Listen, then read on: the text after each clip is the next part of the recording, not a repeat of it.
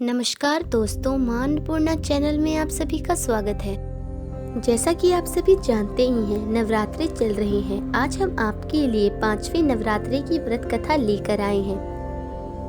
नवरात्रि के 9 दिनों में माता के 9 स्वरूपों की पूजा की जाती है, जिसमें 5वें नवरात्रि के दिन स्कंद माता की पूजा की जाती है। स्कंद माता के सुंदर स्वरूप की बात करें तो माता के चेहरे पर कांति और तेज विराजमान है। माता की 4 भुजाएं हैं। एक भुजा में कमल, एक में माला, एक में स्कंद और एक में कमंडल है।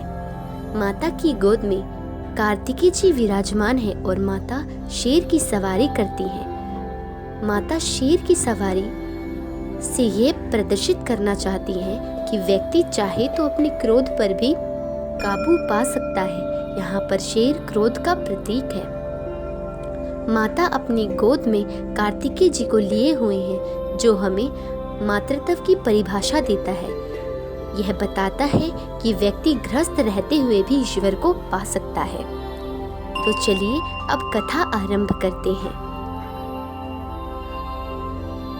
पुराणों के अनुसार बहुत समय पहले की बात है। एक बार तारकासुर नामक एक असुर था। उसने बहुत कड़ी तपस्या करी और ब्रह्मा जी को प्रसन्न कर लिया।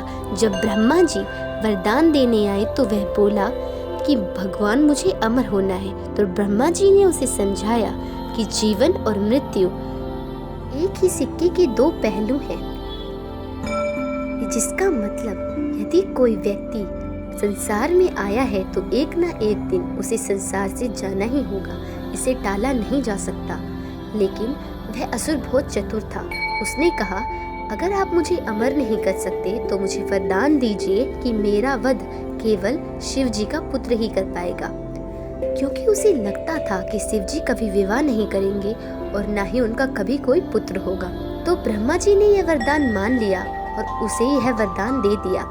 अब वह असुर चारों ओर हिंसा फैलाने लगा, देवताओं को मारने लगा और असुरों और देवताओं में युद्ध छिड़ गया।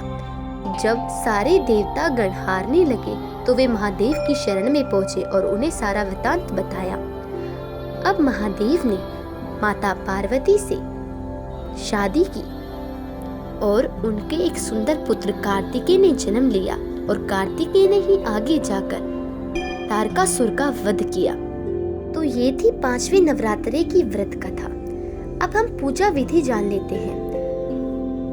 इस नवरात्रि के दिन भी ब्रह्म मुहूर्त में उठकर स्नान आदि कर ले और पूजा घर को साफ कर ले। फिर एक पटिया पर लाल वस्त्र बिछाएं और माता की तस्वीर या मूर्ति को रखें। फिर गंगा जल से शुद्धिकरण करें और आसन लगाकर बैठ जाएं। फिर माता का व्रत की कथा सुने या पढ़े और धूप बत्ती नैवेद्य आदि माता को चढ़ाएं। फिर प्रसाद चढ़ाएं, माता को रोली कुमकुम लगाएं और चुंदरी चढ़ाएं। माता को खीर बहुत प्रिय है, इसलिए माता को खीर का भोग लगाना चाहिए। इस दिन सफेद वस्त्र पहनकर पूजा करनी चाहिए। माता को केले के फल का भोग लगाया जाता है। इसके बाद दुर्गा चालीसा का पाठ करें और आरती करें, जिससे आपकी पूजा सफल हो सके। जो व्यक्ति इस व्रत को करता है उसके जीवन का अंधकार दूर होता है।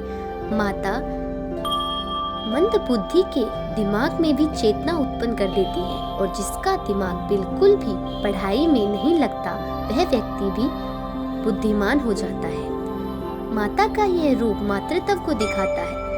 माता ही जगत जननी है। हम सब माता के ही बालक हैं। इसलिए जो व्यक्ति 5वां नवरात्रा करता है उसे संतान सुख की प्राप्ति होती है और उसे विद्या आती है।